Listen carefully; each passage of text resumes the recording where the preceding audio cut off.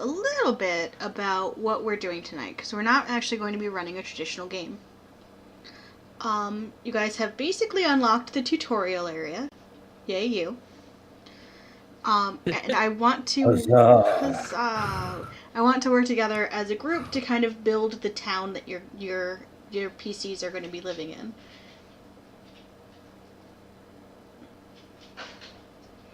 So I figured we'd talk together as a group and figure out where our characters are living. And who's living there.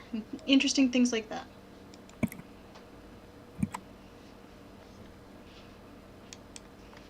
There's got to be a bar. There's got to be a good bar. So first I'm going to post some maps. And these are just maps that I found. If you all have your own favorite maps. Mish, you're not allowed to say anything about this one.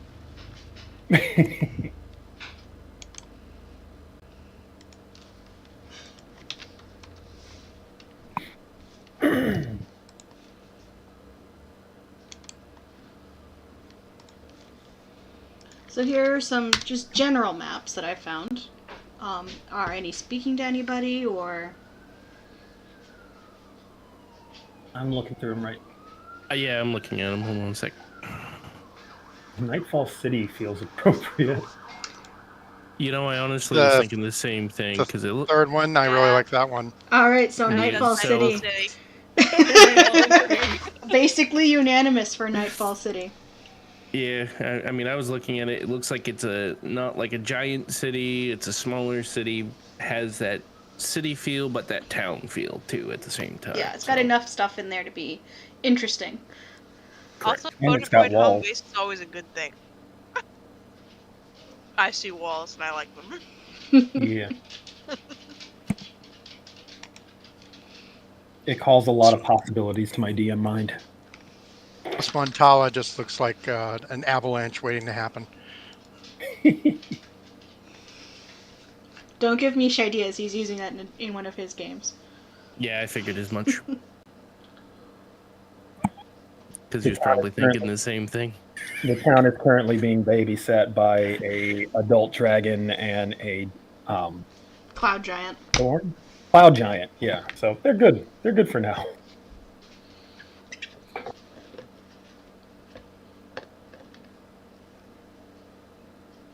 Well. Alright, that was straightforward. Easier than you thought it was going to be. No, not really. I thought it was going to be pretty easy. At least that part. I saw all of these. All of these had pluses and minuses. I had no clear front runner in my own mind, so I was like, I'm just going to throw it to the group and see who likes what. So, we're going to do this good society style, and we're going to go through my Gen chat list, and everyone's going to tell me someone... a name of a shop in the town, okay? So, Mish, give me a name and a description of a shop in the town. Oh, shit. Or a location of a shop in the town. All right, there's got to be a tavern. Okay, the tavern, sure. What's the tavern's name? Sure. Well, I'm basing this... Called Toby Shush. he's very irate that I'm not paying attention to him tonight. So I'm operating, just to give some insight where my head's at, I'm thinking in terms of the setup that we have for Unstuck, of this kind of underworld post-life society, where the entire town is more or less built around the organization that everyone knows of or works for in some degree. So I feel like a tavern, it's not, an inn wouldn't be appropriate because I don't foresee this as a place travelers come through all that often. Mm-hmm. So, wait, am I on push? No, I'm not on push. No, we're listening to you. I'm just pushing a button for no reason at all. It's St. Friday. You don't need to, no buttons necessary. So I feel like it's got to have some kind of, it's got to be, I want to go for a pun, like some kind of gloomy pun. Oh, this seems perfect. Halloween Gothic bars, names and ideas. Oh, the drunken dragon sounds hilarious. The angry beaver. The hearse and harrow. Ooh, I kind of like that one. What do you guys think? I like it. Or the cackling crow is also a nice one. I like that one. This appeals to my sentence of post-apocalyptic setting. Yeah, I'm kind of drawn towards like puns that are kind of like humorously dark. Like the pale horse is a nice one, but that's very dramatic.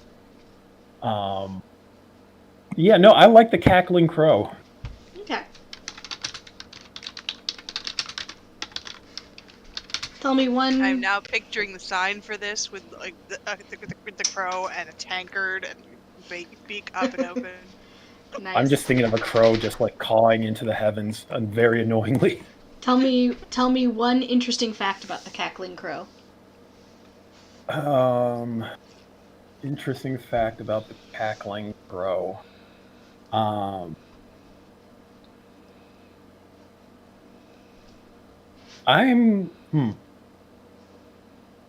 going to do a pull from one of my favorite book series and say that the bartender, no one knows his story.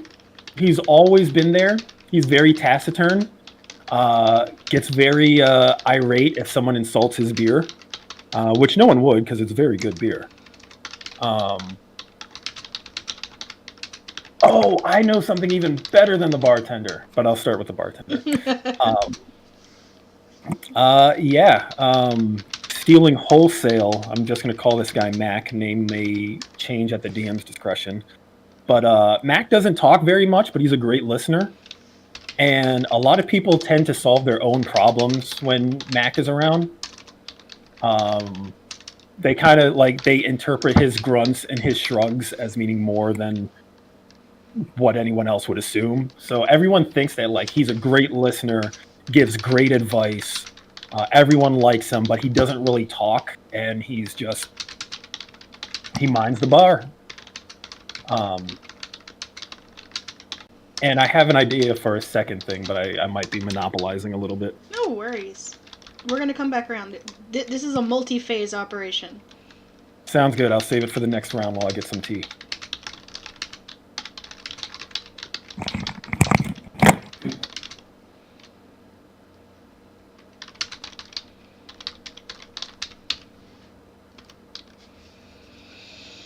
All right.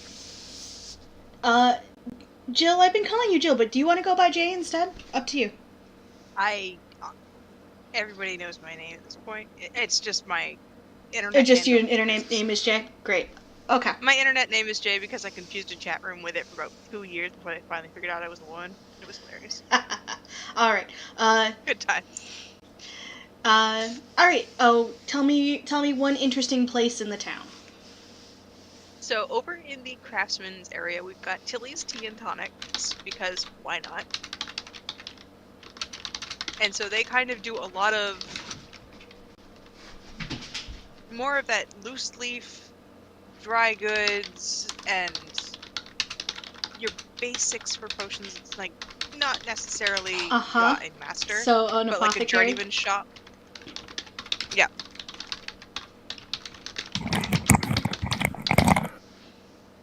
Okay. And do you have an interesting fact about Tilly's Teas and Tonics?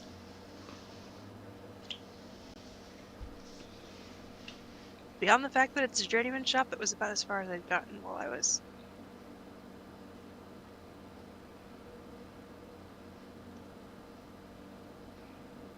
Okay. We can circle back. Tilly is a tiefling, because why not? Oh, Tilly is a tiefling. I love it.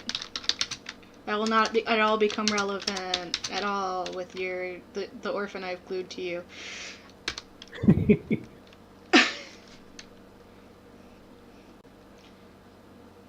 Tilly is a tiefling who flings tea. Okay. John, tell me an interesting place in town. So down in the corner there where you see all the farm huts and stuff, on the other side of the wall there looks like there's a building kind of tees. Looks like a T. I would say that's probably a general goods store that sells like farmers goods, stuff like that. Like seeds and fresh vegetables, stuff, general things that farmers would need and maybe some other people would need. It is owned by a gruff old man who walks around with a limp. He stands roughly about 5'11". Looks like at one time he was 6'1". He's a human male who is in his late 70s. And he's always grouchy, but he will always give you advice.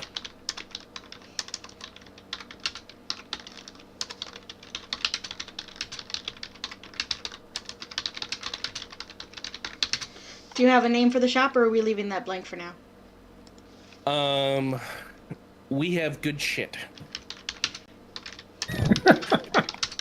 I love it.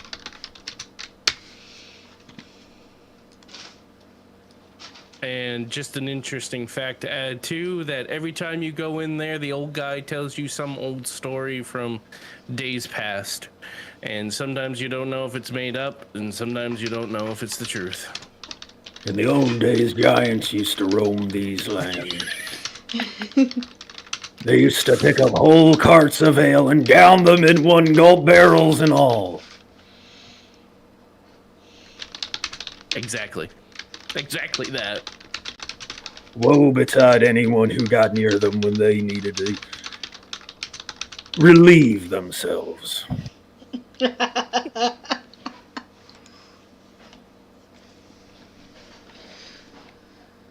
Okay.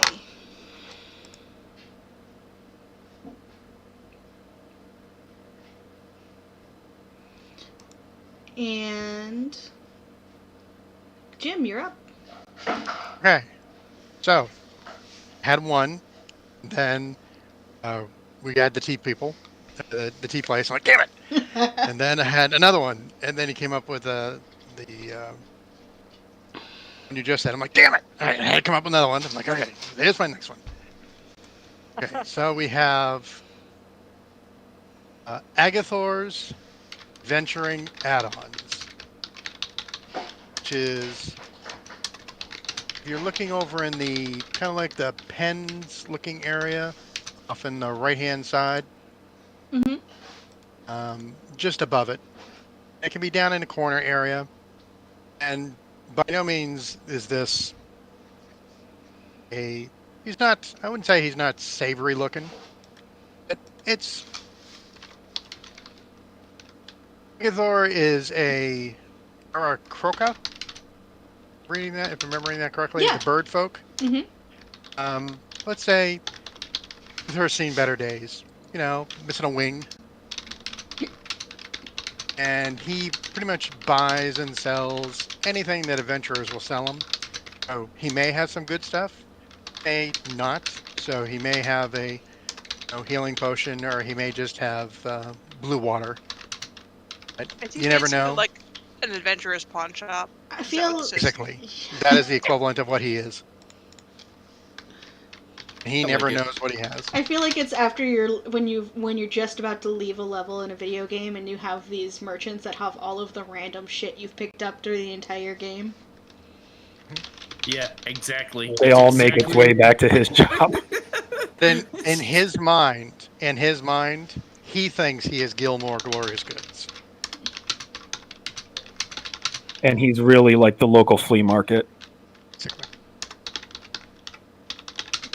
Every once in a while, he'll have that dime in the rough. He'll have that diamond in the rough.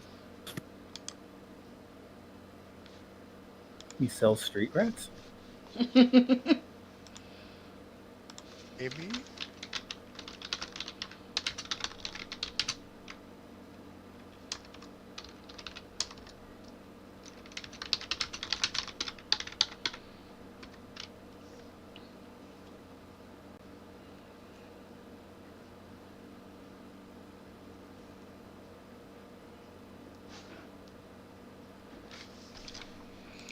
Alright, so then I will add that there is a non-denominational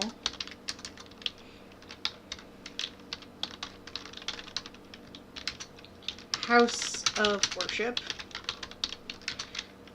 next to the gardens.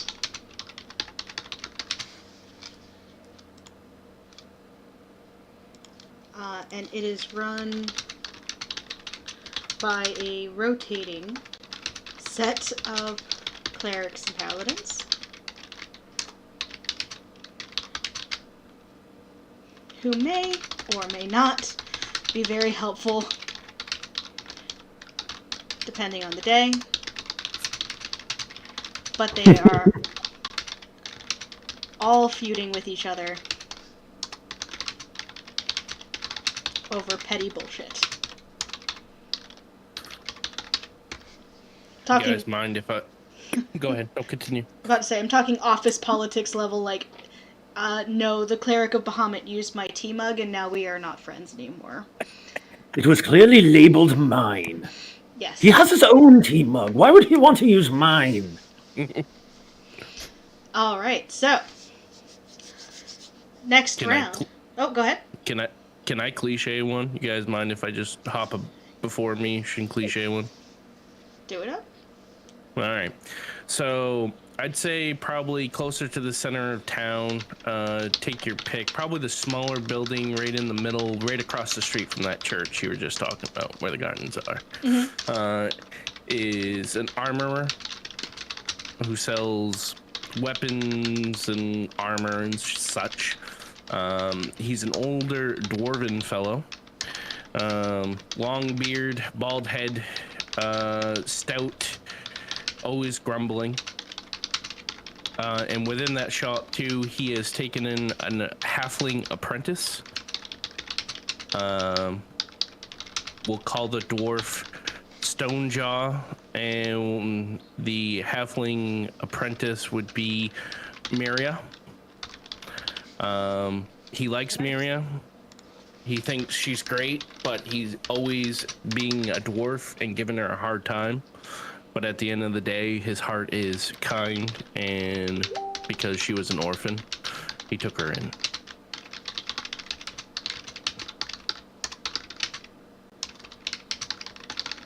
You have a name for that, John? If you want to throw in a name, I'm good with it. Oh, I was gonna do a blue anvil. That's perfect. I like it. Don't get too complicated.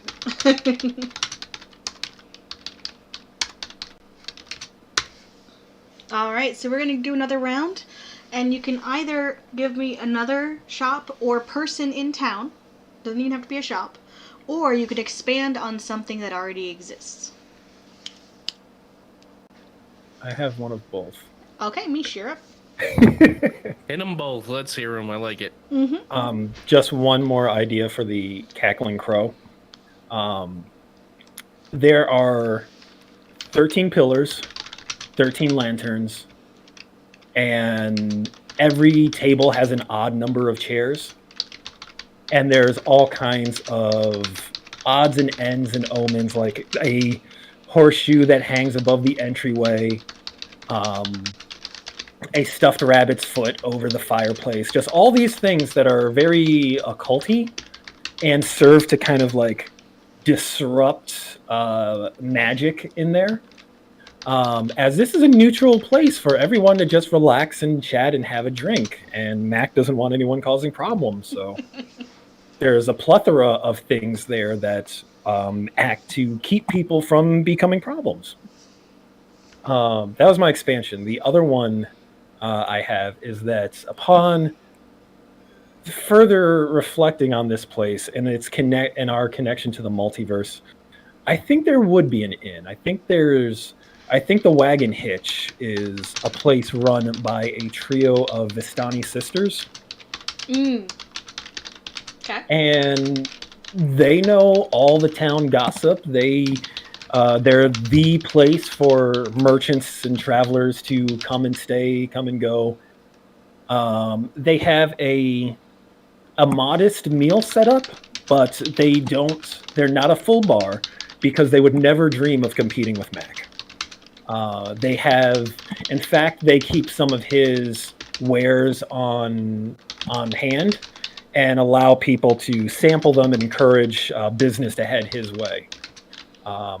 Just as he kind of pushes people back towards them if he finds patrons that need a night to sleep off their hangover. But the three sisters definitely know a little bit about everything, and if you need information, they're the ones that can find it for you. Mm-hmm. If one of them doesn't know it, one of the others would.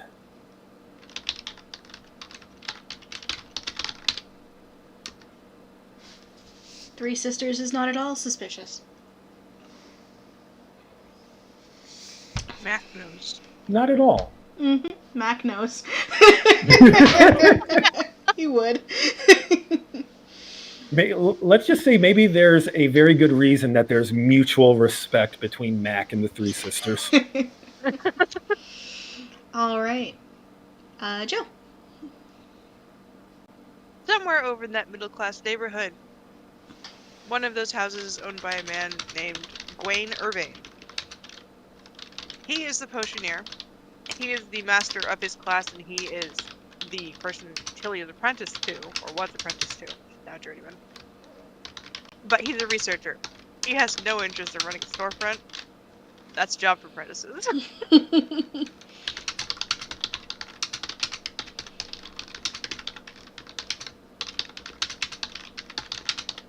He also has other apprentices who go out gathering. They don't have names yet. Because, you gotta get all these ingredients from somewhere, and that's not his thing either. Sure.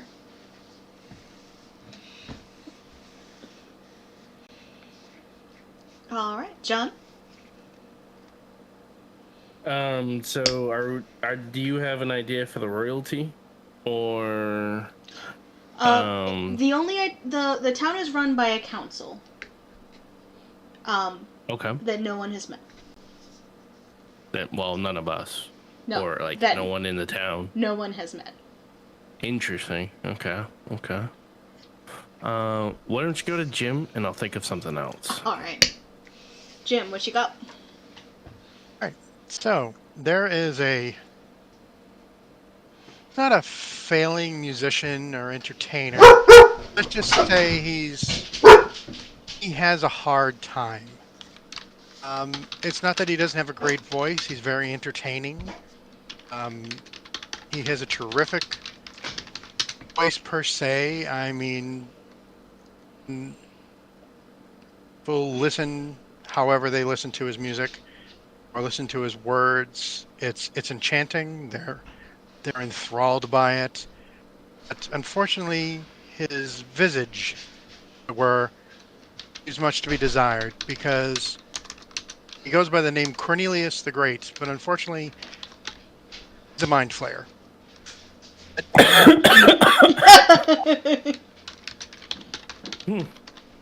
But he's nice. I mean, but he's determined to be bard. He's not going to live like the rest of his people. He just wants to entertain people.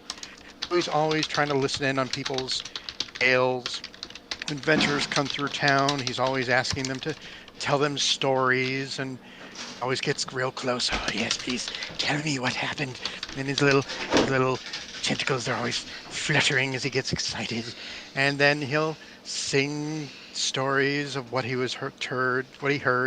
And granted, a lot of these songs are projected into people's heads, and they do sound nice and melodic, and people get quite entertained. But then they glance at where the music is coming from, and then It's a little uncomfortable. Stomach tends to, they get really uncomfortable, and they wander away from time to time. I'm gonna write down he doesn't understand boundaries.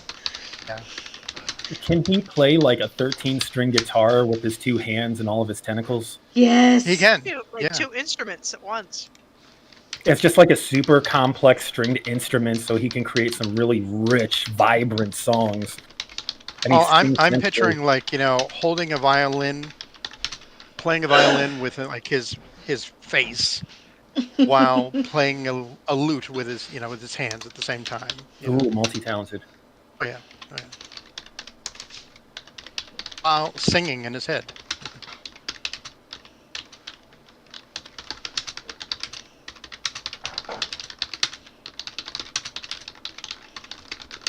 I love this.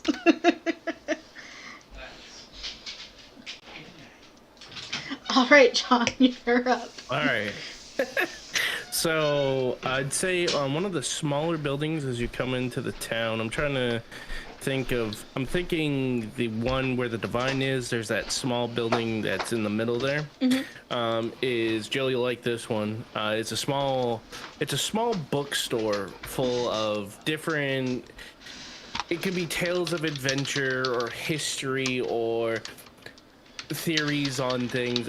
Just a weird collection of a different assortment of books. It's owned by a father and son. Cornelius being the father, and There's two Daryl. Corneliuses. Cornelius. What's that? What's that? We And have my a player is also Cornelius. Cornelius. I mean, it's a name, right? I love it. I love that you have to specify which Cornelius it is. I think that's And hilarious. your choices are a mind filler and a book shopkeep. Cornelius the Smart or Cornelius the Great? Yes, I was actually just gonna say we'll call him Cornelius the Smart. He's known as Cornelius the Clever. There you go, Cornelius the Clever, CC for short. That's a good one. That's the old father, and then the son is Daryl. And Daryl wears spectacles and is most of the time the one that keeps all the books organized and everything. And the father being the kind of guy that he's smart and very intelligent, but he's very messy. So his son's always running behind him, reorganizing books, and he's just slapping it down. He's a jovial old guy who jokes around with all that come in, and his son is the more serious, I'm trying to learn history and everything else.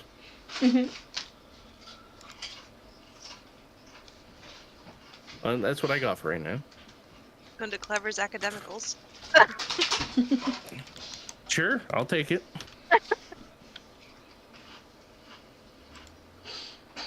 Okay.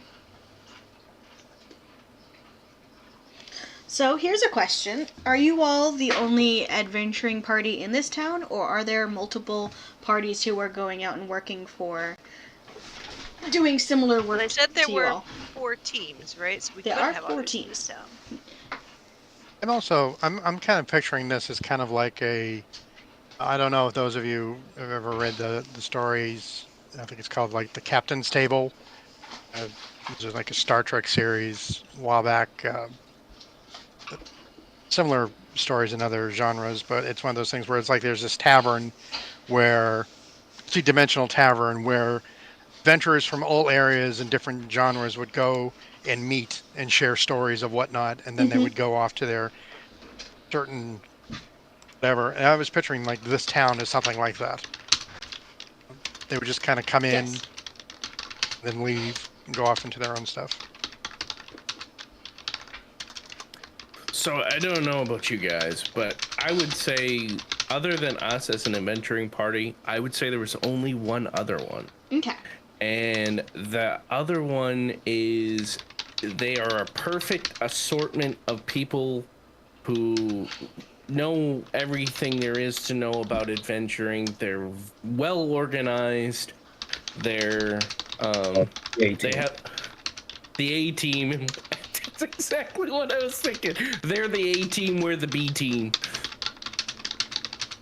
But yeah, they have a paladin, and they have a cleric, and a wizard of some sort. I can't think of names, and maybe. They're the Justice League. We're the Mystery Men. Yep.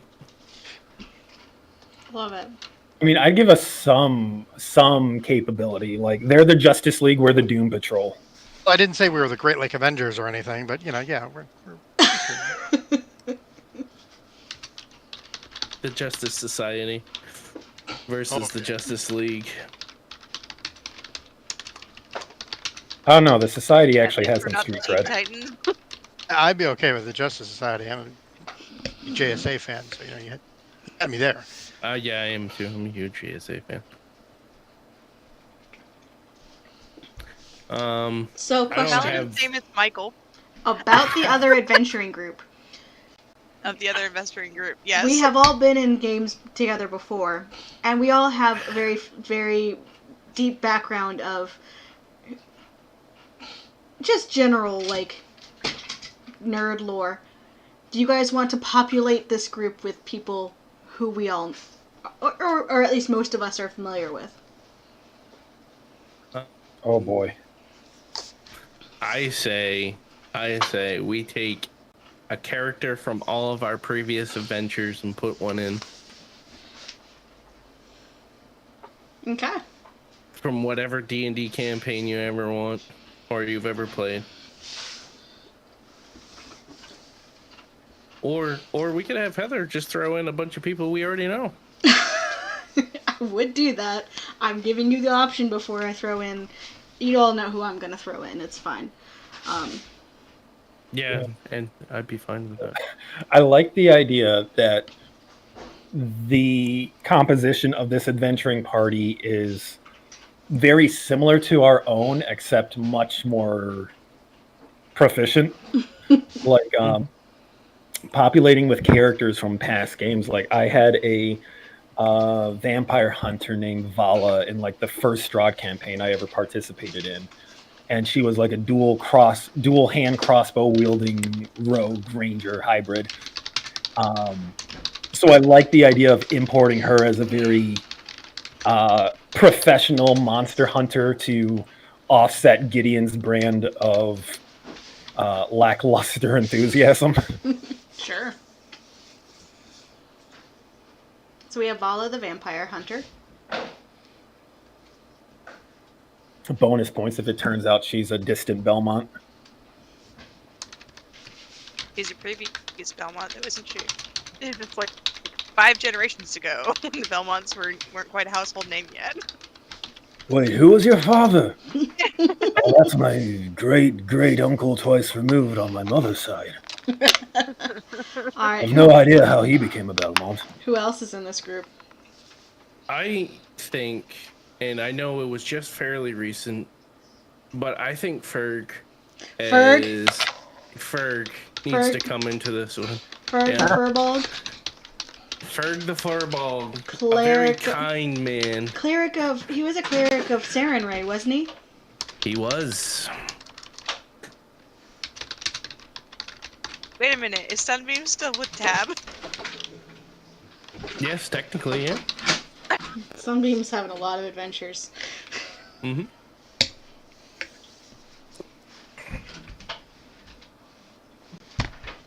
All right. Any other volunteers?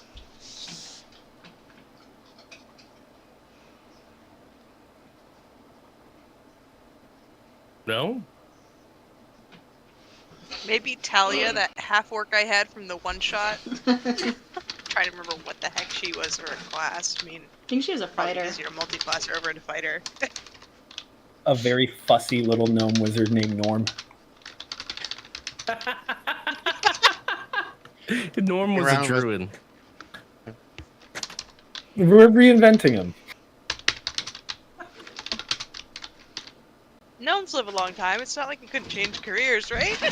Like his actual name is Normagon, but everyone calls him Norm and he hates it.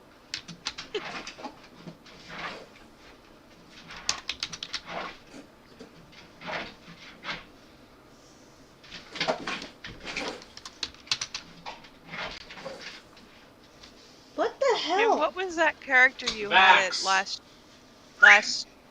Good Grief? Was it, I don't know, sometime over the holidays? That turtle creature. Could you stop scrounging? Yeah. Drama? Yeah.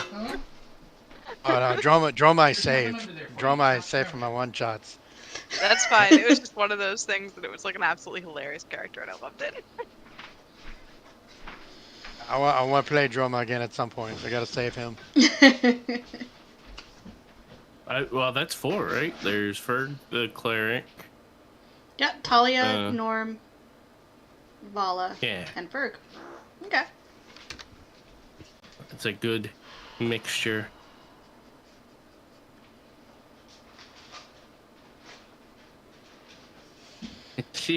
Come on, who knows?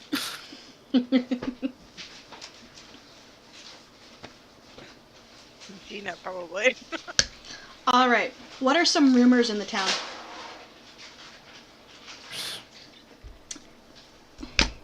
These could be petty.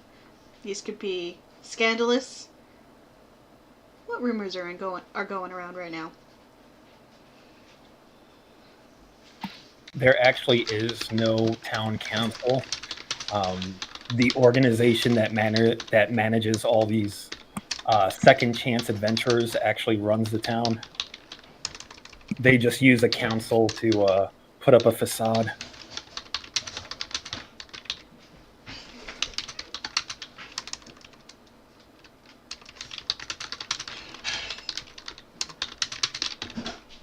Okay. Jill, you got a rumor for me?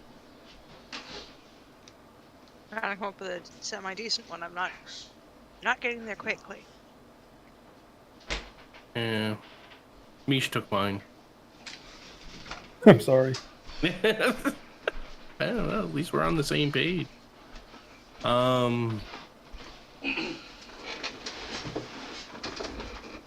Let's see.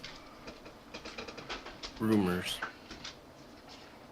If Gossip. you put your horse in the stable at the Cackling Crow on the 13th night of the month, you'll get a different horse back.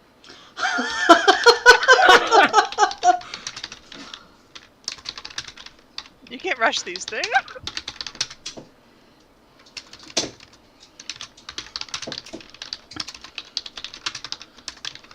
But it's only one horse.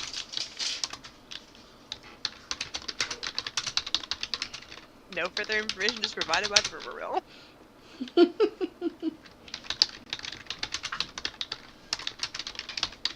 Wonderful. That Cornelius the Great was once a handsome human who possibly sang a song to the wrong married maiden who may have been married to a wizard and is now looking this way as a result.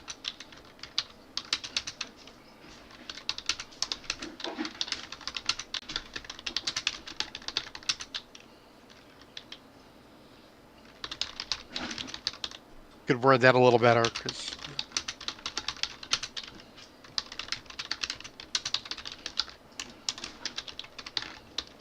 Can I, though? Probably not.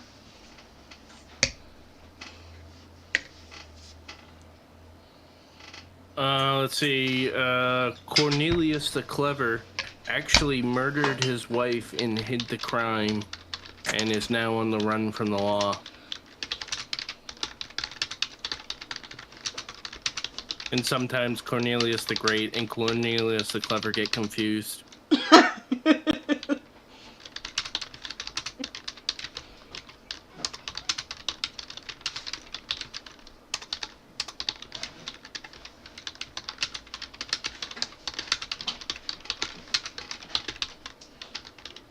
think it would be hilarious if you never see the two Corneliuses in the same place at the same time. Kind of like that whole Superman, Clark Kent type thing. No. Mhm. One is a fussy old librarian, the other is a unsuccessful musician. Yeah. Worst superpower ever. You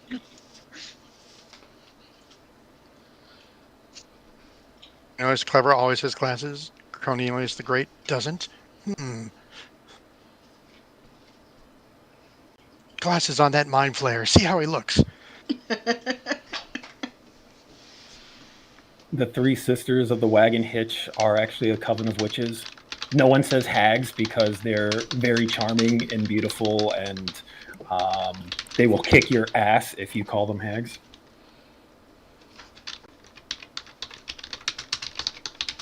Or even curse you. Yes. That's it. No one wants to be cursed.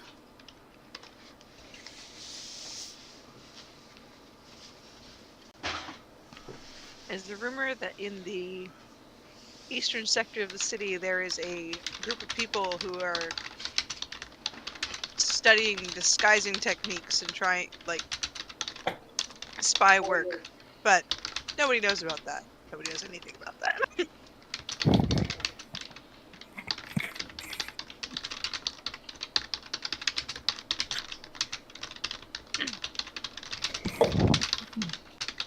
Except maybe Mac. That would be funny.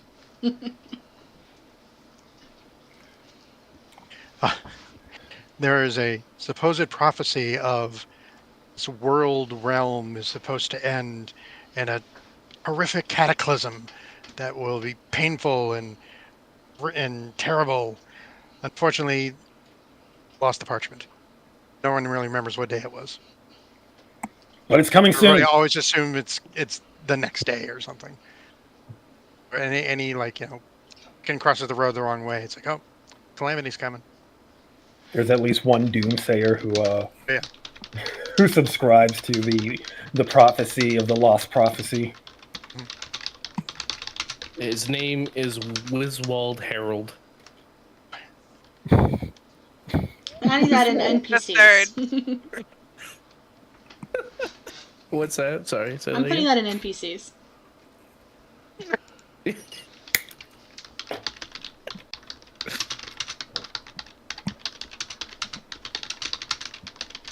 I got one.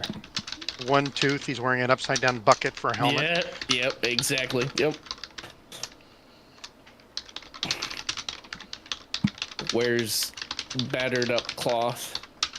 One giant robe with a rope tied for the belt.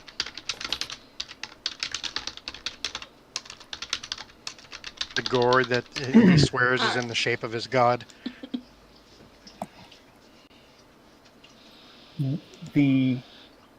The town is surrounded by a thick, dark forest, and no one knows what's on the other side of it. Can we call it the Dark Wood?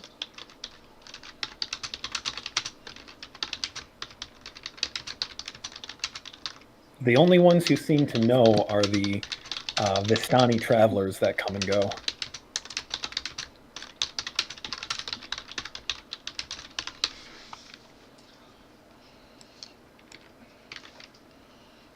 I'm going to add that in features. It's not a bug, it's a feature. Well, it's not a rumor.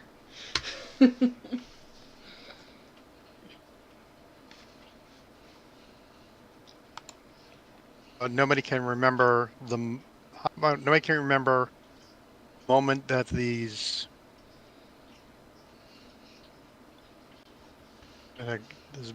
bureau or adventurers came to town. Nobody can remember before they were here. Make any sense? Like they just happened to always be here. They know there was a before. Can't remember before. It just seemed like all of a sudden they've always been here. They just came in one day, but no one can remember exactly when that day was.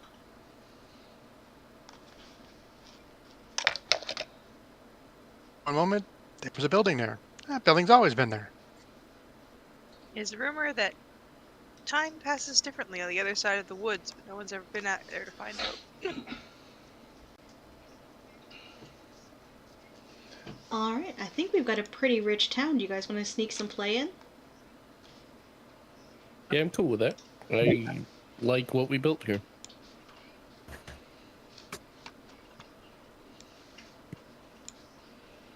Are we going with the name on the map? Or are we Yeah, giving why it not? another name? Let's call it Nightfall. Or Nightfall City, rather. The map is not yet in Foundry, so it'll be a little bit of Theater of the Mind tonight. It's Nightfall. It's the town of Nightfall, but everyone spells Nightfall differently. Hey, and some people spell it with a Y. ANIGH. The K and the I are Silent optional. Q. NITE. No one spells Nightfall the same way. Also, it's just a well-known side effect of everyone in the city being from different parts of the timeline. Somebody changes it enough that it's Niteval. Well, it's just that you have people here from anywhere from 2050 to 1312. So, how much? That gives me an idea for another rumor. Oh yeah. Yeah. There's a rumor that Mac the bartender comes from the furthest point in the timeline and he has seen the end of the world.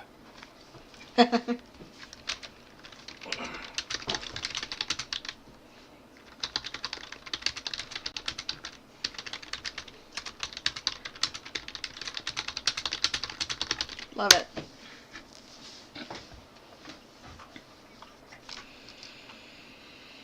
All right, so I think we can pick up in game.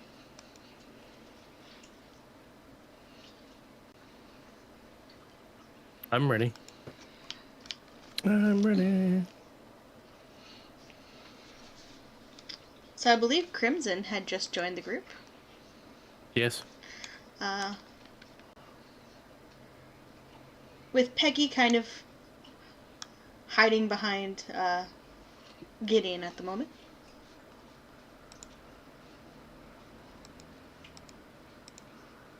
Game is paused. My name is Pig. Yeah, I believe Crimson actually introduced himself, and that's kind of where we left off. Mm-hmm.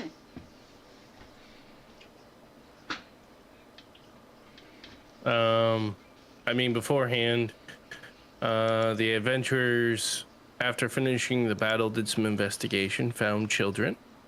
At that point, they had to lead the children back to. They knew it was going to take multiple days, and Marcus had remembered that there was that hunter's cabin, so he took the adventurers there. Interesting enough, among the children we found, I want to say we found an orphan, technically, I guess. Not like orphan as in she doesn't know who her parents are and they're not alive, but was kidnapped that's not from the town. So at which point the party decided that it would probably be best for her to stay with them. And she is a tiefling, something that none of us have seen before, but weren't out of the realm of possibility, seeing as how is their time traveling adventures going to different weird, strange places. Mm-hmm. After leading the kids back to the town, the adventuring party returned the kids back to their rightful parents. Marcus threatened the mayor because the mayor is in the shady shit, and the mayor made essentially the church pay for the adventurers to find the children, to which Marcus returned the money back to the church to be distributed back to the people, and that's when they left, made their way back to their mansion, quote unquote. Did make a side trip to the crone first. Yes, they did make a side trip to the crone, to which the crone did supply them with health potions, and offered to take the child, but the party, although they trust the crone, but don't trust the crone, it's a very neutral agreement between those folks. Gideon got some information, which if Gideon would like to expand on it, he can. But then they returned to the mansion. After they returned to the mansion, I for some reason, for the life of me, cannot remember her name. What's the... Gina. Is she Gina. Gina came in, said, Marcus, there's too many archaeologists in this group. I'm taking you away. To which Marcus said his goodbyes, and in walked Crimson. A shy, scrawny-ish, early 20s male gentleman walked in and introduced himself. And that's where we left off.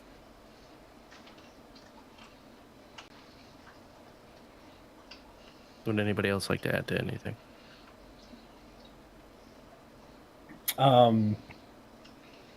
Nothing specific. Gideon learned a couple things from the crone that has him a little bit uncertain, and is keeping that close to the vest. He's got a lot of thinking to do, and upon their return, he was able to collect a bunch of stuff from their hostess, and has his arm full of like a basket of like herbs and chemicals and all kinds of stuff, and he just kind of looks Crimson over and grunts and heads over towards the dining room to get some booze.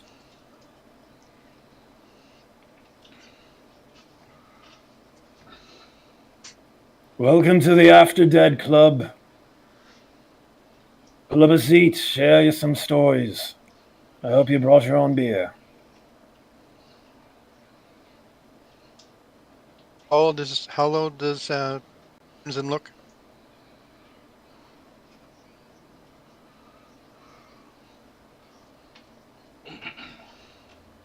$20-ish, was it?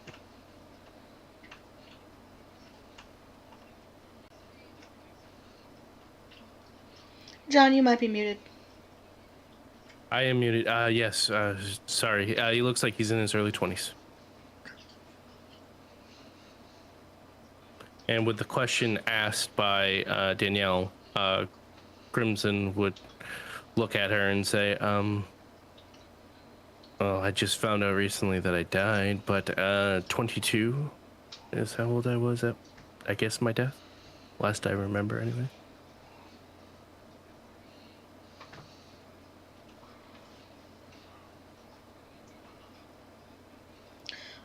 And you'll, anyone who has a passive perception above 15 notice that the fog around your all's house is cleared away, revealing that you are not in fact in the middle of nowhere, but instead on the edge of a very small town.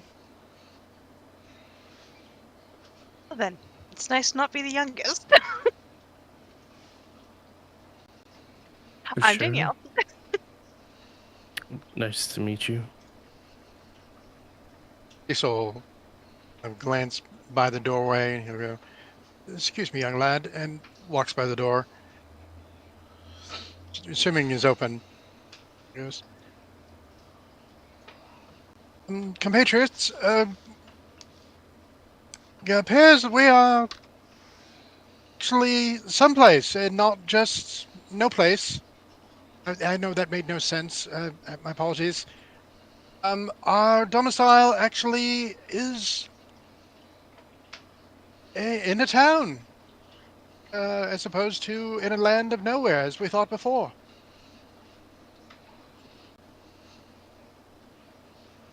Did Crimson come through the town, or did she just kind of teleport right in front of the door? And Crimson walked through the town, yeah. But you also walked through a significant portion of mist as you walked into town. Sure. Crimson's like, he kind of looks over at you. Yeah, there is a town, yes. Well, at least when I arrived here, it was more of just just hands in here, poof, I'm here. I've always seen his fog outside of these windows up till now. Crimson actually looks out the doorway or window or whatever, and is like, yeah, actually, there was quite a lot of mist when I was walking through the town. Heavily obscured the buildings and streets. Well, once we've had time to rest and relax and some nourishment, we should explore. Rubs his hands a little bit. Ah, yes, exploration. Be nice when we're not being chased by rats. So many rats. Shakes a bit. I don't see another rat again. We should do soon. Let me know if you find a bar. And who is Or you that? could just come with us. That's Busy. Gideon. Who is that gentleman? Exactly. That's good. Yes, come on, lad. Come on, let's go have a drink. Sit down. Let's become acquainted. Okay. Oh, sure. Yeah, that sounds good. Danielle is currently wondering what happened, where Peggy ended up, or if she just like went to go get a drink with Gideon. Peggy is following wait. Gideon. Where did that kid go? Okay. If she's following me, then when I get in here and I start laying stuff on the table, uh, I'm going to point her over to the liquor cabinet and tell her which bottles to grab me. She will dutifully help you. You can delete those two crimson thing icons. I think they both were down there. Yeah. Thank you. I can't delete them. So a drink, yes, that actually sounds fantastic right about now.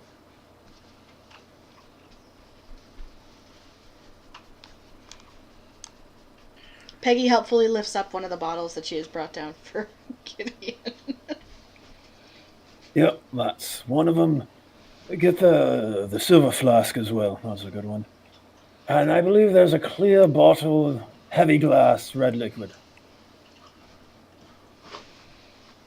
Gideon, I'm almost afraid to ask that. What exactly are you concocting at the moment? Science. Science with booze, interesting. Strictly speaking, I only need the alcohol. Everything else is for flavor. I start pulling out like all the different things in the basket from the list that I had given, making mental notes for myself and just nodding as I start setting up like beakers, and there's a Bunsen burner in there that I kind of like turn over in my hands. I'm surprised they were able to get onto this.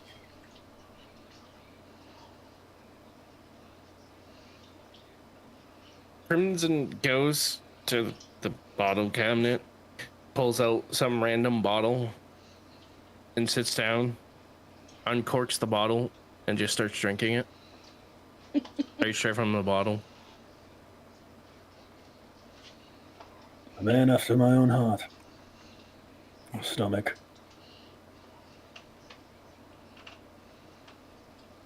At this point, when we left the town, was that mid-morning, mid-afternoon? Would this be for us? I would say, yeah, probably coming right out at lunchtime.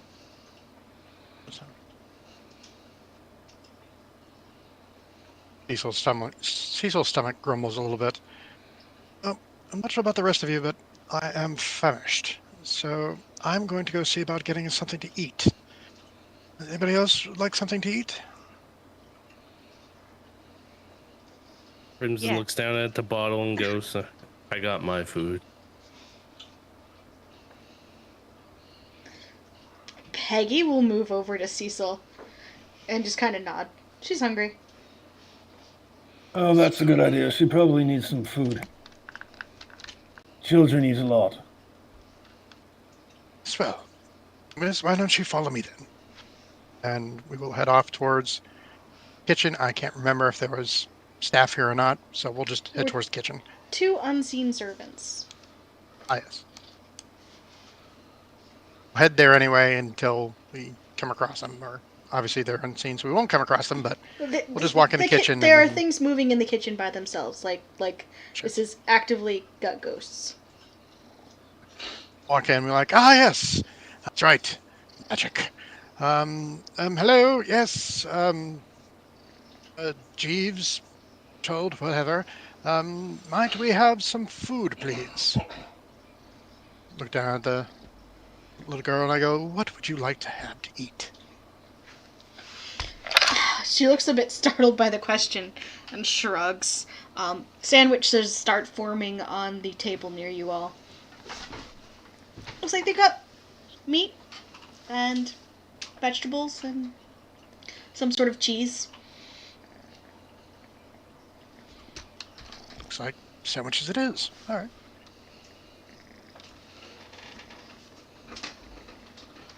They float into the other room, or just bring them in? Or?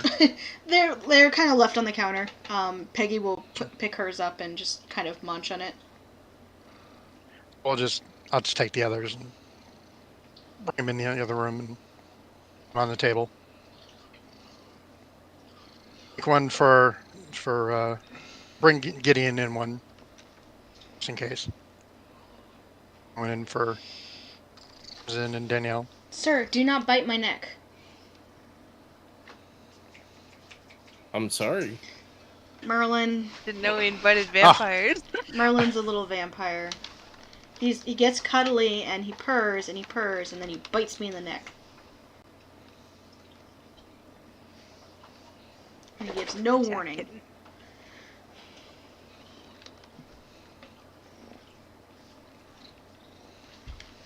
Alright. Getting the attack. Getting down. Bye-bye, land shark.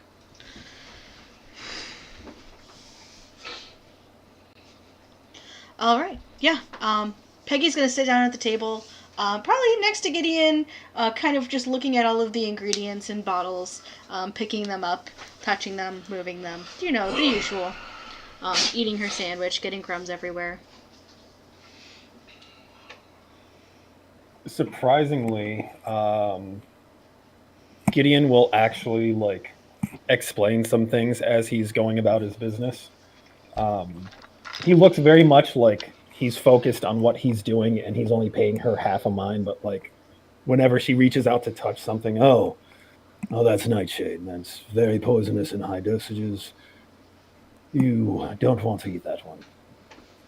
You don't want, be careful with that one. You don't want to touch it. You'll get a rash all over your hands.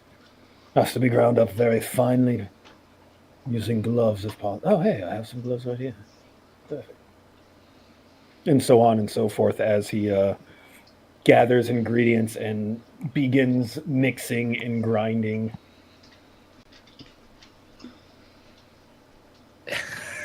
Well, Danielle's gonna take her own trip to the kitchen and come back with a full tea service. Cream, scones, jam, and all.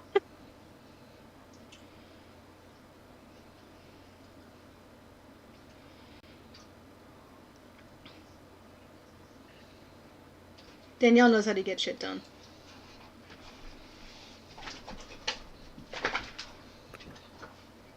oh, If what she are wants to you- add vodka to her tea, no one in this room is gonna call her on it. Sure, no. Nope. Not at Probably applaud her for it. No. So, what exactly are you doing? I literally don't understand. It occurs to me, having died twice and barely recovering both times, I ought to be taking better care of myself. So I'm putting some old knowledge to work.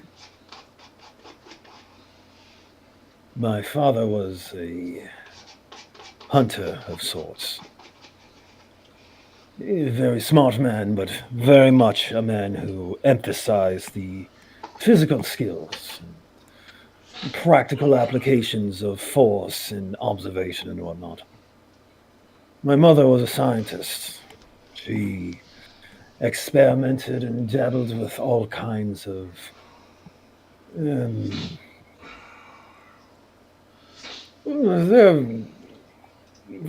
sciences of questionable repute, I suppose.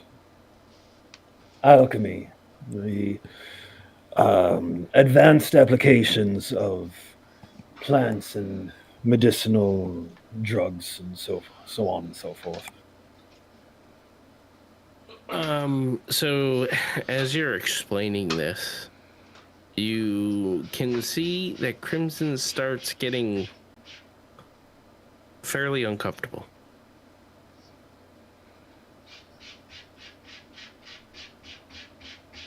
She excelled in the creation of draughts and mutagens and powders. Very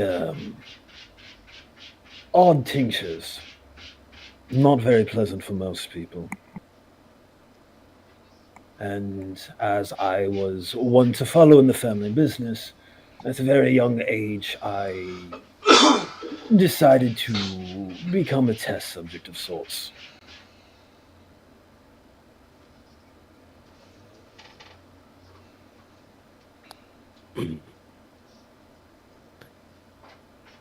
So,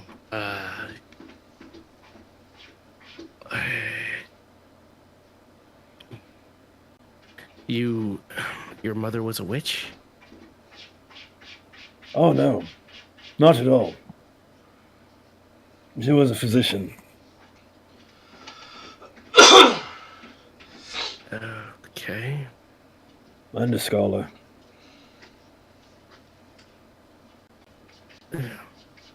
Not a very popular one, I'm sad to say, but Yeah, you especially see, the times.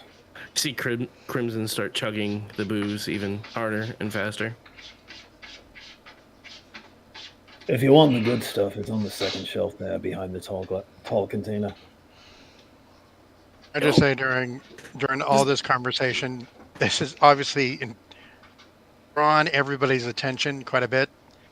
But Penny's the little girl, Yeah. what was her name was, that everybody's just kind of obviously picking up that there might be something going on, and Penny may have accidentally reached for the wrong cup to take a drink of something, and may have grabbed, say, the nightshade bottle or something without realizing it. And Cecil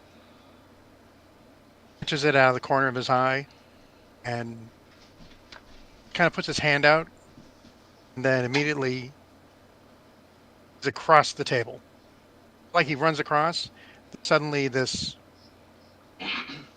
nymph mist, and he's suddenly standing at the other side of the table with his hand over there. Oh, you don't want to do that! And then there's this very prized looking little gnome. Oh, A very surprised Gideon is looking up and watching him. Oh, you ghost walk. That's fun. oh. Yes, lady, if we could put that bottle down. Did you just translocate yourself? I think I did. And I think I'm going to get sick. But first, we're going to put the bottle down. Yes, Over there, that's there, okay. away from the Right. herbs. I just It's all got right. No, these. you're fine. No, miss, you're okay. No, it's all right. Let's just separate the bottles a little bit more, though, if we could. I'm going to sit down. Oh, the room is spinning. Oh, oh, that's new. That's new. Oh, gotta remember how I did that, though. Okay. He kind of puts his hand on the table and works his way back over to his chair, sits down, reaches out, makes sure the real cup, and takes a long drink. Puts his head between his knees and goes, you're right. Just go through the elements in your head. Yes, yep, okay, yep, no, you're good. You're good. All right, about that. Continue. Yes, you were saying?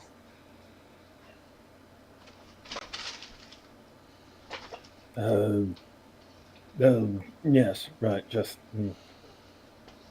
Right, there's just a few things that I need to make, if I can remember the formulas correctly.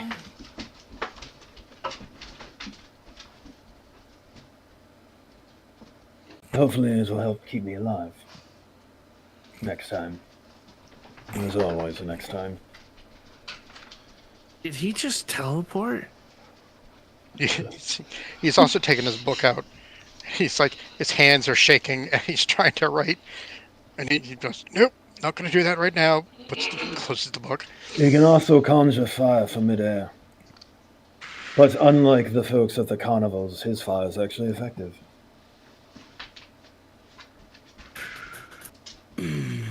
Okay. I'm not. Go ahead. I'm gonna let that one slide.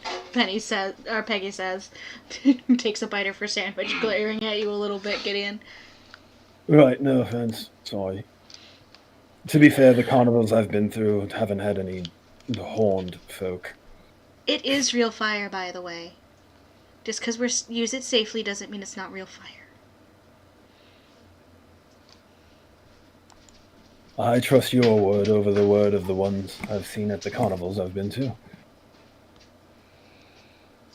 They weren't very impressive carnivals, I assure you.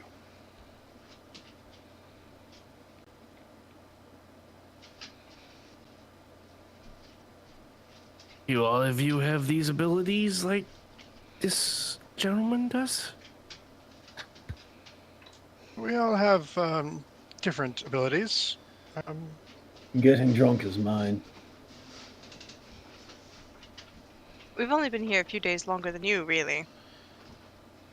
And I will say these are new to me, and this this is very new, as of about pulls out a little pocket watch, as of about 30 seconds ago. But yes, so it's a wonder. I'd like to learn how I did it, but it does take a bit out of me. So I don't know how often I'll be able to do it, but it is interesting and fascinating. Whew.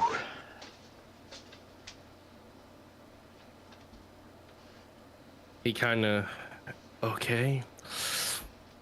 I feel like I can do stuff like that. It's very strange.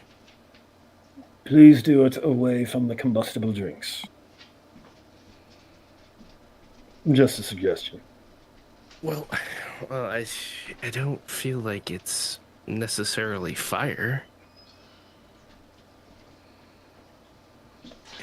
Give me a second. And Crimson will start chanting and casting something as a ritual.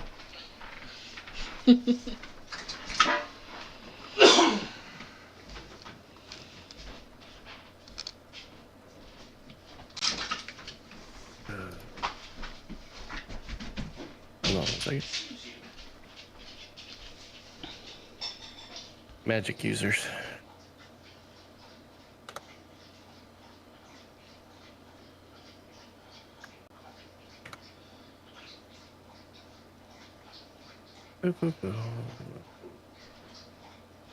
How did a ritual work again? 10 minutes plus the casting time, Okay, Yeah. so and you can cast it without a spell slot. yeah. So Crimson will be busy for the next hour and 10 minutes.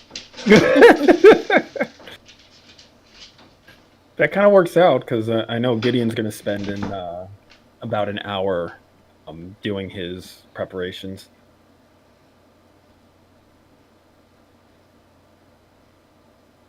Okay. Is everyone going to spend about an hour doing their stuff and things? I'd say, yeah, I mean, unless they're they're talking over there, but they would be eating, drinking, and stuff like that. Mm-hmm. No, I mean, I was about ready to call Jim Norm. Cecil's gonna need at least an hour to recover from that. Danielle's gonna have her tea, possibly wander off for a bit, come back with like kind of an odd look and a weird look, like a not quite normal looking pair of gloves. It's like, what? What are those?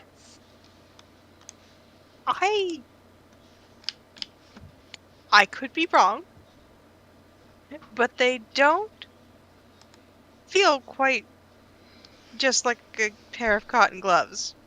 And she puts them on the table.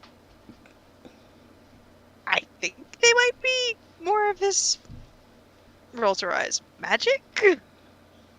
Oh, well, let's see. I can see if they're magical. I won't be able to know much about it, but I'll cast detect magic.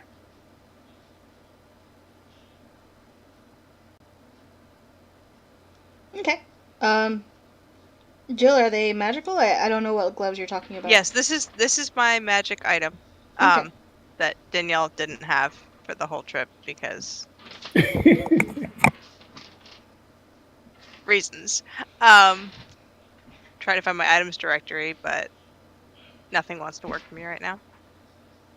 I'll just pull up the description on that D&D Beyond because that's where I think I'd saved it. Mm-hmm. During this hour, Peggy has wandered right the fuck away. She's like, yeah, this is boring. Someone's chanting. You're doing stuff. I'm gonna go. So she's gonna wander off. Explore the house. Mm-hmm. Faint sound of water upstairs.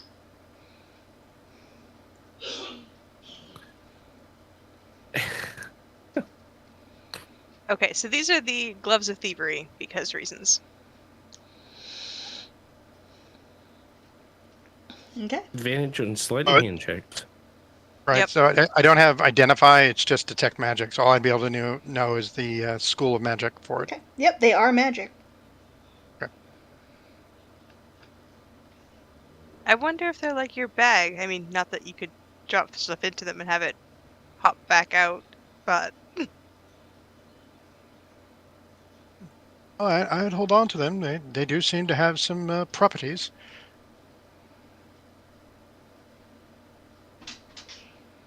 all right. And she goes to put them on, and she's not wearing gloves.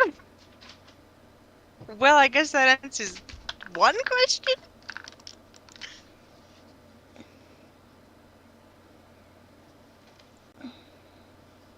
Well, I'm sure at some point we'll be able to figure out what they are, but or something. Now, does Danielle have a hat on? No, in her pictures she always have a hat. She have long hair. She has her hair.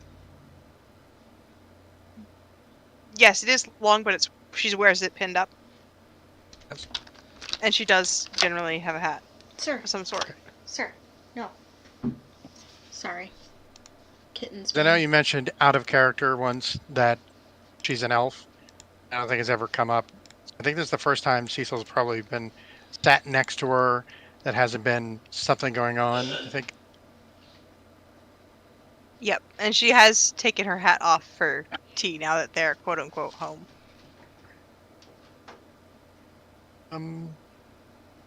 Danielle, Mm? are you I don't know how to put this, a tall gnome? I don't believe so. Isn't that an oxymoron? Well, your ears are like mine. They're pointed. They are. Yes. Danielle reaches into the small handbag and pulls out a compact and looks at her ears. Be careful when you talk to a woman about her ears, Cecil. I didn't mean. I mean they're delightful. Don't get me wrong. It was just you're the only other person I've met with pointy ears, so I didn't know if maybe I don't know. Maybe female gnomes are just tall and male gnomes are short. I don't know. That would be a question.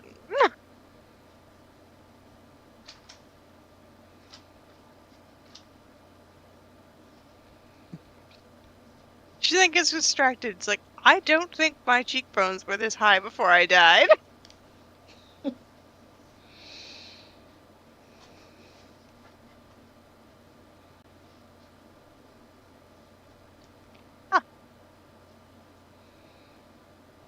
How did I know I was a gnome? I come up. Gina told you. Who did? Gina. Yeah. You told me. Okay.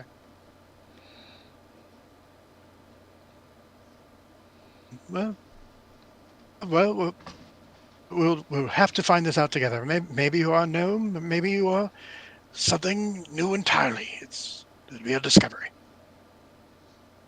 Well, I guess we'll find out if I start, what do they call it? Translocating?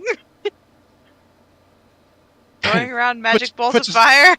His hand on her arm. He goes, I do hope you don't do that.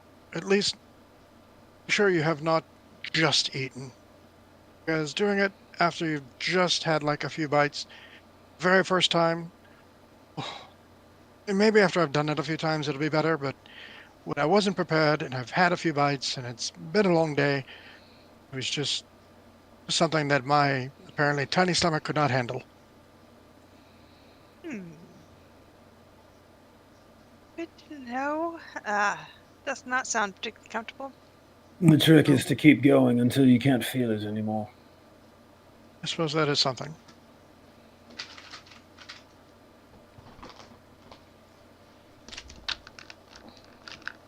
Gideon has the best advice. Yes, the drunkard always has the best advice. Is that not why we always go to bars? Yeah, exactly. Bartenders, man, they have all the best information. So after an hour and 10 minutes pass, suddenly a bright, like, light glows in front of Crimson. And as a form appears, there is now a pseudo dragon just sitting on the table. All Which- right, I think that finishes off. What the hell is that? Crimson kind of jumps back himself. He's like, not what I was expecting at all. This is what you've been doing for the last hour? Conjuring dragons? I don't know. It's just... Don't get me wrong, that's an impressive, handy trick, but it's dragon. Were you trying to Well, conjure, lad? Danielle offers the dragon scone. He kind of does that yawn, waking up from a deep sleep, and like snatches it from your hand and like grabs it and rolls on his back and starts nibbling on it. I just, there was a voice told me I could do things like this, and this is what happened. those would be bigger. Well, it may grow with food. Just concerned, and well, at least I'm hoping it just satisfies itself with sandwiches. I don't even know what this thing is. I mean, look at it. It's the dragon. Yes, but I always thought dragons were large and giant, and that's at least what the tales say. So did I, but it wouldn't be the first time the stores got it wrong. As well, everything very does sound young off dragon. small. When a mommy dragon and a daddy dragon really like each other. I don't need a story about the birds and the bees. No, we're talking about dragons. Ornithology and aviary have to do with this. I'm confused now. It's an old expression. I'm just going to try this, just in case this thing attacks. Crimson kind of sits down in his seat and eyes the creature over. Danielle is just like amusedly watching the dragon eat the scone. But at least while it's eating, it's not trying to, run, breathe fire, destroy anything. Burn and eat the villages. That's a pull. So during this time, Gideon's actually created a couple things. It looks like he's created 2 little vials of, I don't know what color. Ow! Orange liquid. Motherfucker! Sorry. Yep. Dragon got her. Yeah, something like that. Gideon's got that. Ow! For that. Ow! Son of a bitch! Don't Ow. take the scone from the dragon. Ow! Seriously? What is he doing to you? He has climbed up my chair and is like on the small of my back, parkouring like I'm a curtain, and this is a cartoon about a cat. And now he's stuck. Ow! I'm picturing it as meow, parkour, meow, parkour. And meow, he's stuck parkour. in my shirt. Yeah. And he's very pointy Oh, when no. he's stuck. There is so much going wrong. So many things. Okay, biting is not the answer. Jesus. And he's stuck in a place that I can't get to him. And if I move too much, he bites me more. You ain't going nowhere. Ow! Need to teach the cat Ow. Misty Step. Please help. Hurry, please. Ow! Merlin, He's stuck on my shirt. he can get out if he wants to, but he's not going to. Come here. Come here. Can you give him some wet food and put him down for a nap? Sure. Thank you. So the way the first half of that sentence started, I didn't think for a nap was going to be the last half of that sentence.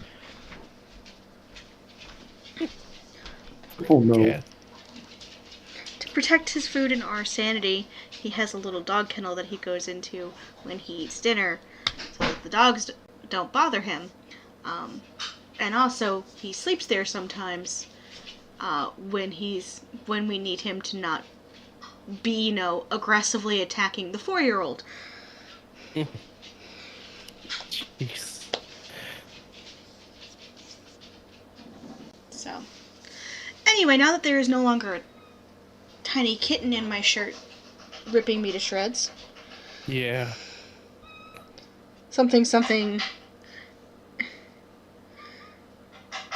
All right, Gideon made some stuff. Gideon made stuff. Does Gideon need to roll for making stuff, or did Gideon just make it? He just makes it because he knows how to make these things. Okay. He thinks. So he's got 2 vials of like orangish liquid. He's got a little pouch of powdered something, and it looks like he's made a small little tin with some creamy ointment thing in it. All right, I think this is how it opens. Let me try. And he's going to down one of the vials of liquid and immediately start coughing up a lung. Right. Okay. That tastes about right. Oh. Okay. If I recall correctly, he's going to take some of the ointment and draw like a cross on his forehead, and it's just kind of like it's a colorless, almost like an oil that he draws on, and then he takes some of the powder, kind of tosses it up into the air and inhales it. Oh, okay. Oh, it's been a while.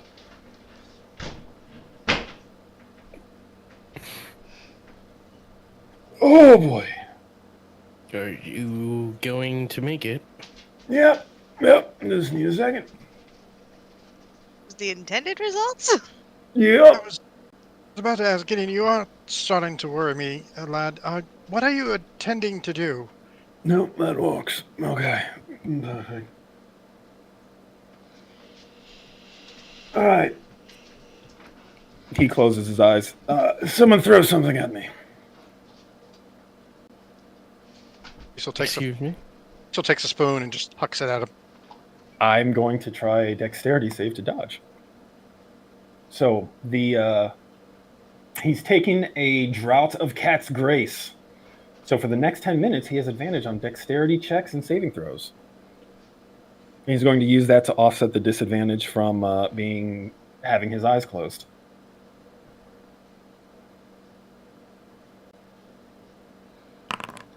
Ow!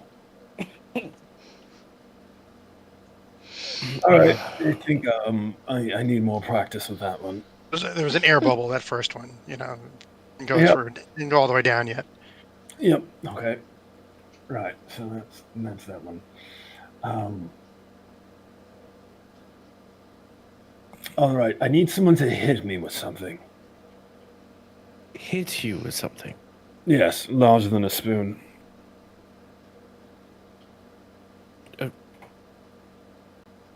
Okay, so Crimson will pick up a plate and huck it at him. Ah! Is that what you meant? Roll improvised weapon damage because he's not blocking it, so don't. Let's see, improvised weapon. What is that? Is that a 1d4? Yeah, let's go 1d4. I assume this is going to be like bludgeoning damage. Yeah, it's a plate. Yeah. That's 2 points of bludgeoning damage. Which is reduced to 1 because he has resistance to slashing, piercing, and physical damage due to the steel skin ointment. Ow! Oh, actually, that wasn't that bad. I think I got that one right. Good. You may want to clean up the plate. How does the dragon react to its creator attacking somebody? He's still busy with a scone. Scone was like as It's big as rolling he on is, his back. so. Yeah, I mean, a scone he's a pseudo dragon, so he's like, I don't know, Cat maybe size. yeah. Big? And, scones, they're usually tough at the beginning, so every once in a while you see them burst out a little bit of fire to burn it up a little bit, to chew on it some more. All right. I'm currently picturing my dog as a puppy with a bone. Mm-hmm. Yes, exactly. I'd go with that. Picture something between a dog and a cat.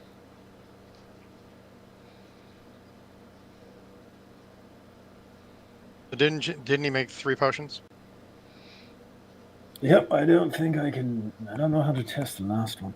The last one, his Presto Power Presto Powder gives him advantage on ability checks made to determine initiative, and he can dash or disengage on a bonus action. Everything for the next 10 minutes.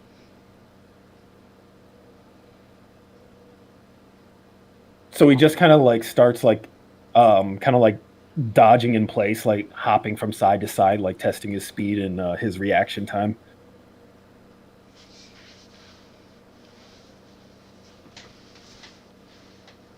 You are a strange one, friend. Yep, that's what they told me growing up as a child. I can see why. What we really should have asked for is apparently a weighted rope. So Cecil will, in that course of that hour, Cecil also was in the corner after he got his stomach back. Also, you notice he was also fiddling with his hands, and every now and then, like little flashes of light would appear, but wasn't making too big a deal out of it. So when he noticed that you were trying to move around a lot, suddenly flicked his hand out, and there would be a little shower of sparks that would appear on either side of you. And he's doing prestidigitation to cause a shower of sparks to appear for you to dodge around. Aha! Huzzah! Yeah. Thank you, Cecil. Problem.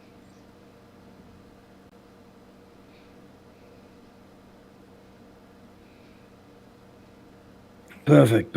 All right, I think I've got it now.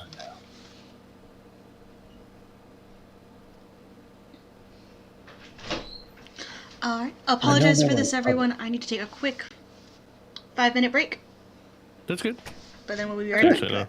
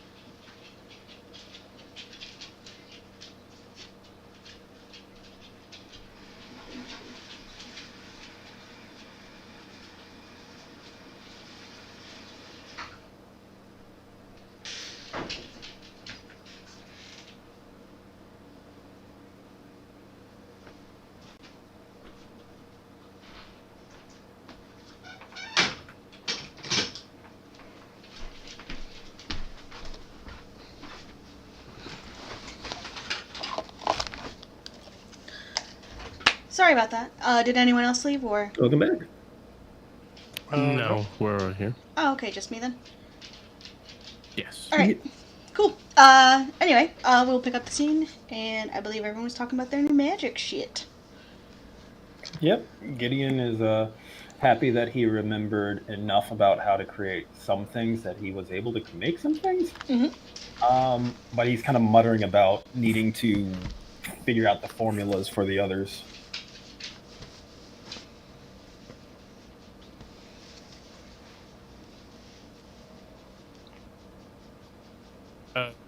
Crimson is currently just enthralled in the pseudo dragon at this point. That first hour when you get a new pet.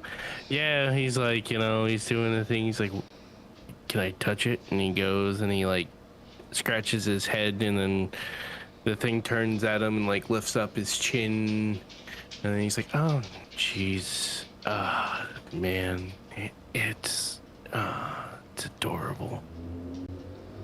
It's just so cute. It's just so cute, so cute.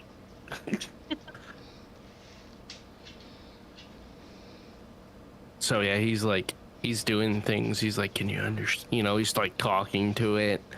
Do you understand what I'm saying? Disadvantage on persuasion checks against the dragon. You read my mind? Roughly what time of day is it right now? It's getting towards early evening. You guys came in at lunchtime and have been kind of cooling your jets and doing stuff. Meanwhile, Penny has totally taken over the upstairs.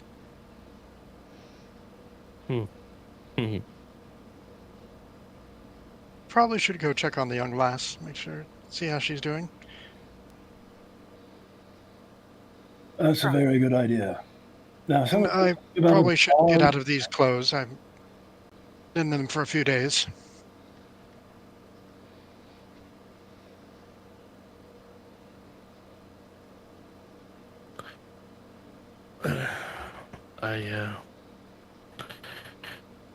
Do I have a room? I suppose you can have the room that belonged to Marcus. They won't be needing it. So, Follow me, young lad. Follow me. I'll be there. oh, thank you.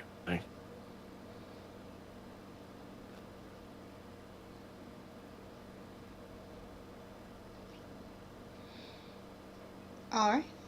So you all heading to your rooms? Gideon is curious now about the bar in town, so he'll run it by the others to see if anyone's interested in going out for a nightcap. Yes, as soon as I can change into fresh clothing. I'm interested in checking out how this new town looks.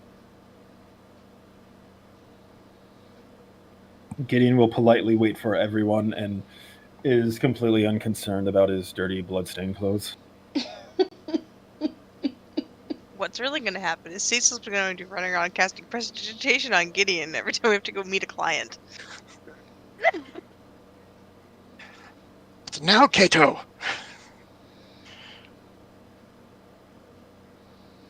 I shown my age there. Yes. The old Pink Panther movies. His servant used to attack him just to keep him on his edge. Without warning, I will attack you.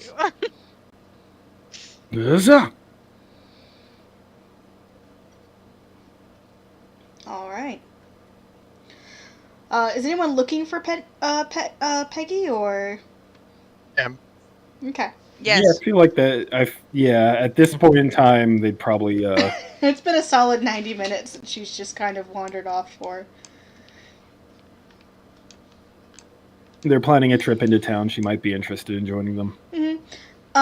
She's gonna be sitting on Danielle's bed, wearing probably something from Danielle's closet that doesn't quite fit her because it's way too long and a little too big. One of the pretty dresses that was in Danielle's closet, really. She's reading a book. She has definitely spent at least, I would say, 50 of the last hour and a half in the bathtub. So she's all pruny at this point. She is 100. She is pruny. She's got wet hair that has not been brushed. Danielle goes up to change and finds the girl sitting in her room. Would you like some help with your hair? She'll nod. Can you do it like yours? Like mine? Mm-hmm. We should be able to do that. Oh, now I need art of a Cecil little is out of his tiefling. elephant. Cecil is out of his element, not elephant, out of his element at that point. We'll, Already got a pseudo dragon. Do you really need an elephant? Pseudo elephant. a gnome with a gnome with his pet elephant. I think that would be perfect.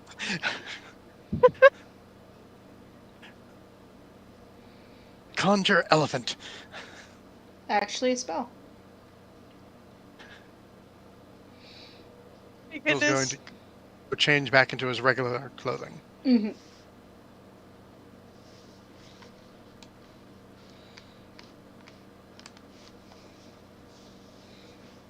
And he'll show Crimson to where he can stay from now on. Crimson gives him a polite nod, thanks him. All right.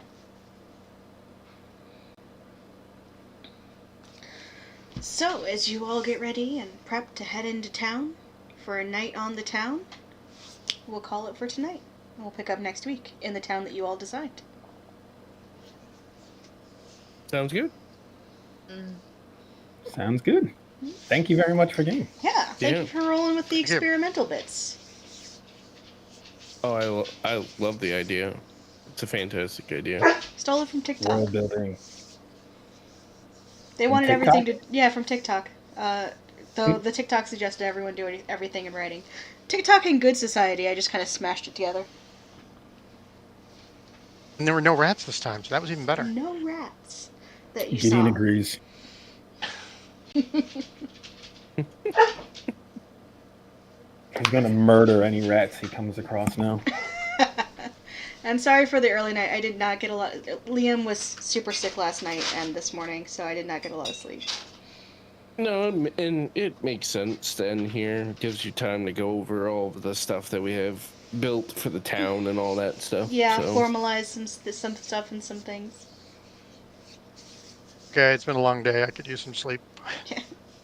I know the feeling. Not gonna lie, Alina might still make her way in there just because it's funny.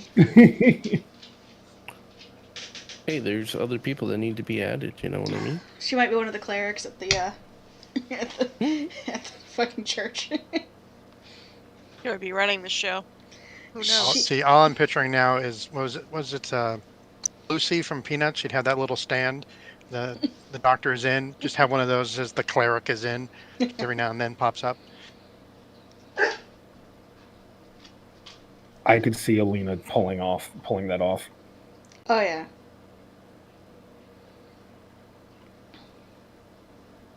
Well, have a good night, everyone. Have a good night. Talk to you Have a soon. good night. See y'all later. Good night. Bye bye.